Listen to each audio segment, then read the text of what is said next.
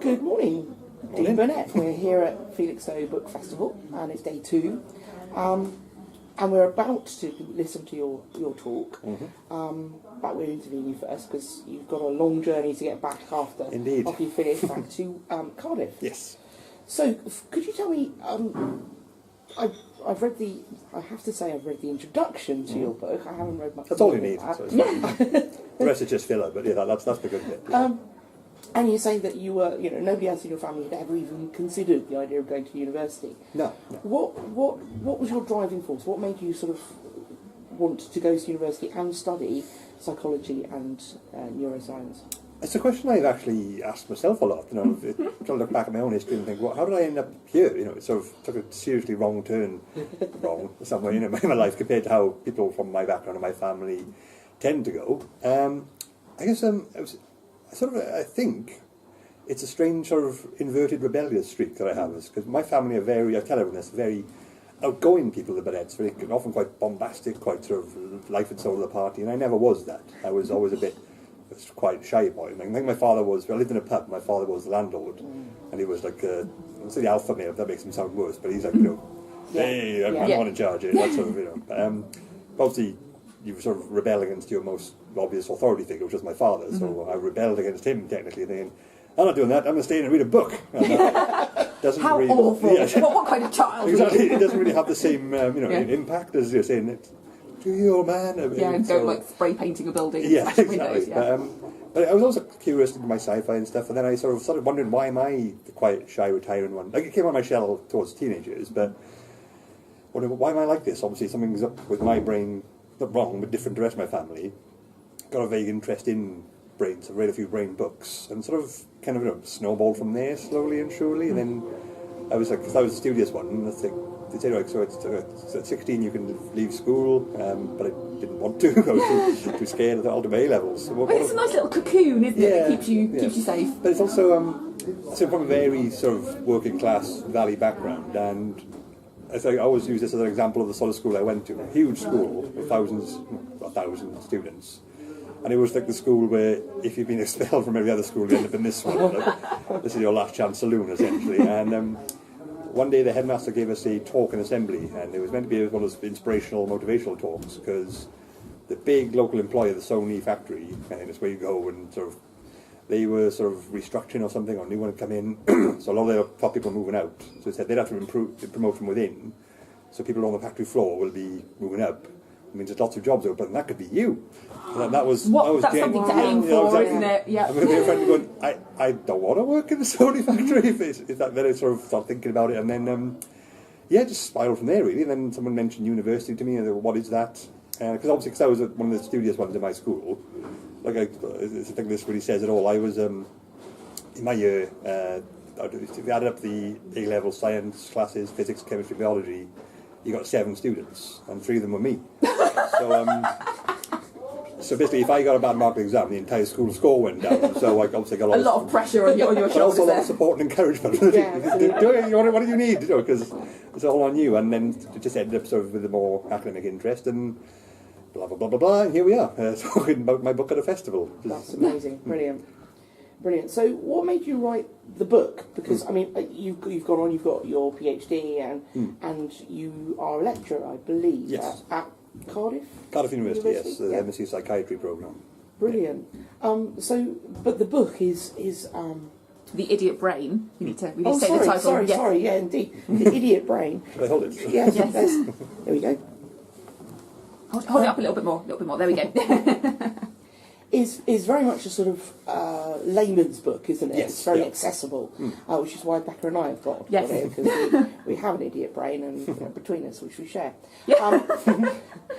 What made you decide to write a book that was accessible to people who were not studying neuroscience or psychology, but just to general mainstream?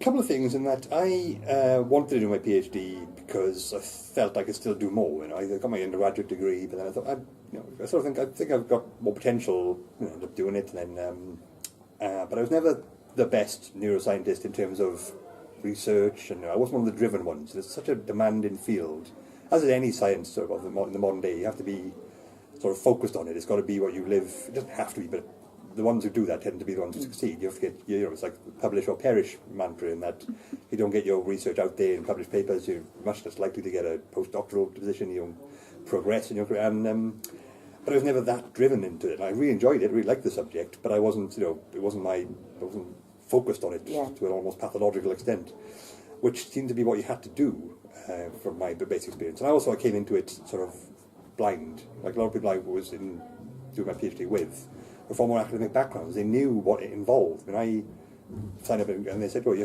I thought you had to be invited to go to conferences. I thought you had to ask, be this, you had to pitch yourself. I didn't know any of that. So I was always like figuring this out as I went along. So I had a lot of bad luck with lab shutdowns. So I was never going to, I was never going to be a top neuroscientist. I mean, I was also quite rubbish, but with circumstances I can blame those as well.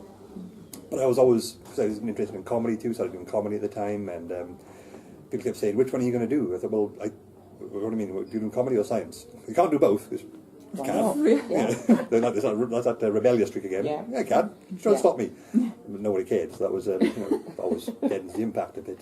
But, but I was always much better at sort of talking about it and explaining it to people than I was actually at doing it. Like sometimes I refer to myself as a gateway neuroscientist, as in, if you're just vaguely interested, you can talk to me, and it's, but those are the problems. Go, now you can talk to them, sort of. I'm like the Fisher-Price neuroscientist. But it was always, a skill I had. It was something I was good at, and I started doing blogging about it, because I just thought, I was looking for jobs, looking for work, just out of boredom more than anything, just to prove it could be done. Got picked up by a few things, did guest post for The Guardian, they liked it, ended up getting a regular blog there, that went really well. So there obviously was an audience for it. I read your Guardian article on same-sex marriage. Yes, that was it was very funny. Came up again recently, yes, that was a big hit at the time. That became my thing, sort of explaining these really highbrow, confusing concepts to people who are interested but don't have the vocabulary, essentially.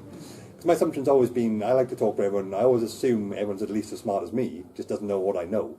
So, you have to sort of start from the bottom, but don't think they're an idiot. You don't sort of dumb it down or water it down. I don't like doing that. I just think that's kind of patronising a lot of the time. And so I was just writing and just enjoying what I was doing, and then an agent emailed me and said, have you ever thought of writing a book? I said, who are you? What do you want? How do I write this book? Do I transfer £900 to a secure account? And then, I see where this is going. But no, he was real, he's my agent. But we talked about it, and I wasn't going to write the brain book at first. I was never going to write a book, it was never my plan. Not because I didn't want to write a book, I just thought nobody would care. And, I didn't want to waste my time, or anyone else's.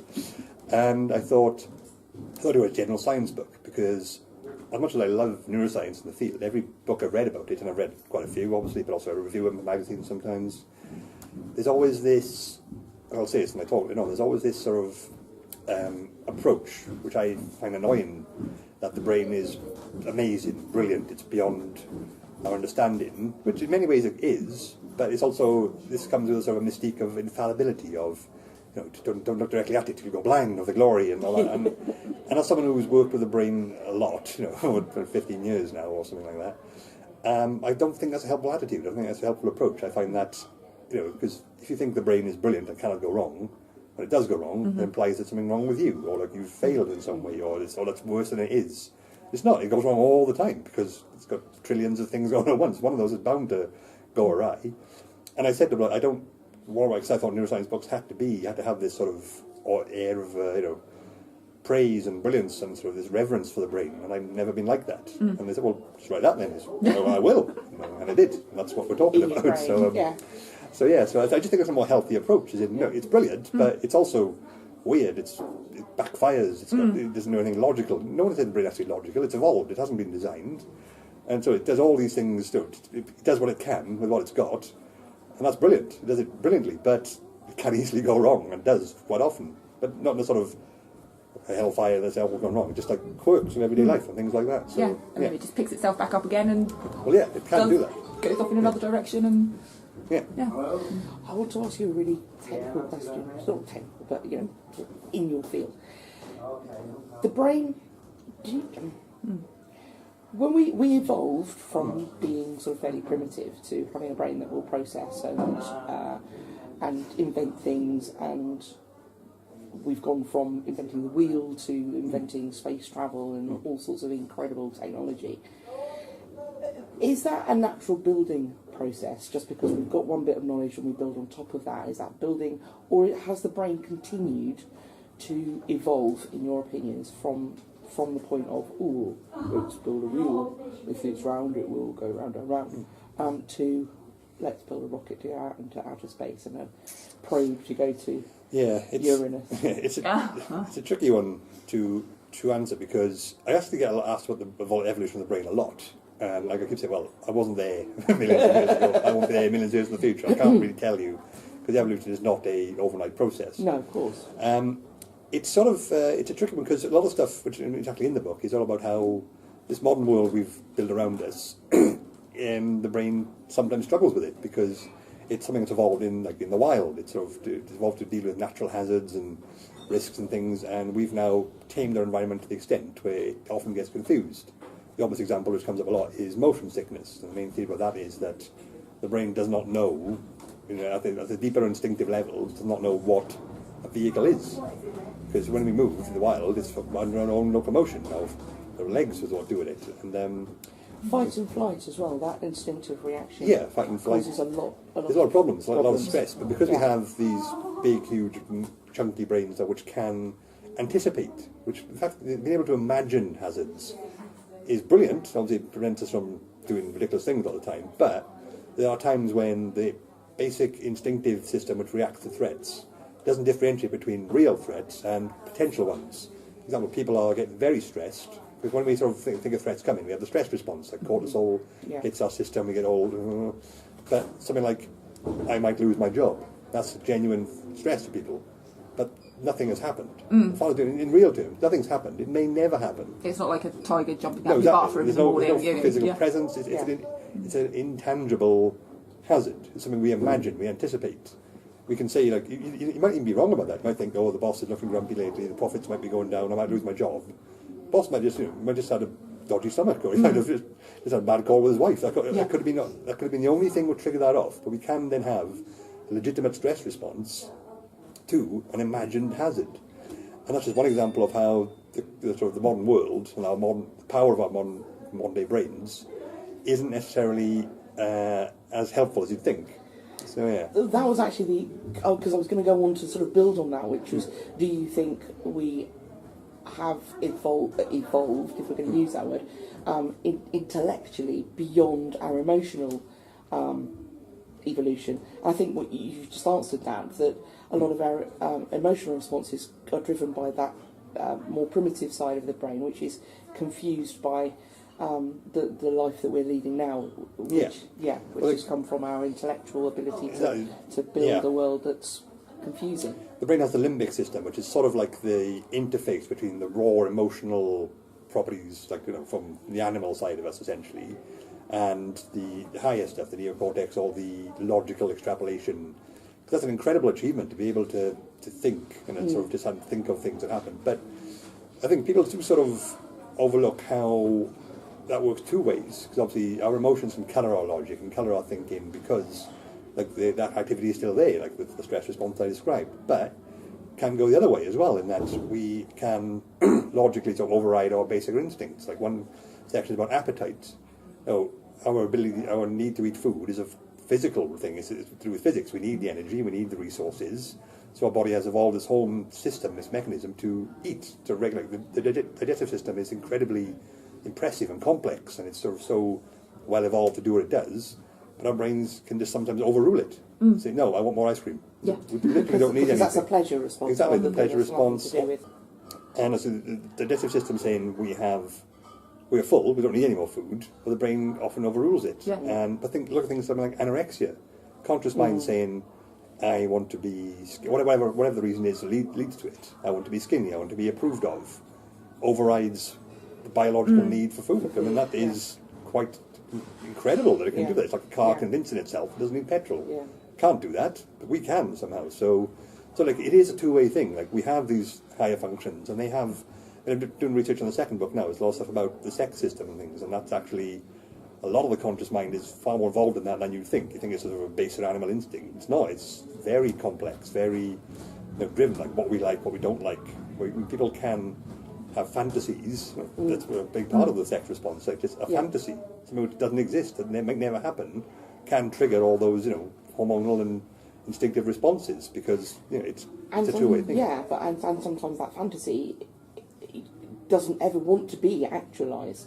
If it stays as a fantasy, the idea of actually that happening in reality is almost becomes abhorrent. Almost exactly. switches. And then you lose the fantasy essentially. And I've actually done talked to people about this, and I've talked to like famous, well-known sex writers and authors and therapists. And one was saying about she acted out a fantasy of hers, which involved 2 other guys and doing this role play scenario, but it's never the same as what you imagine.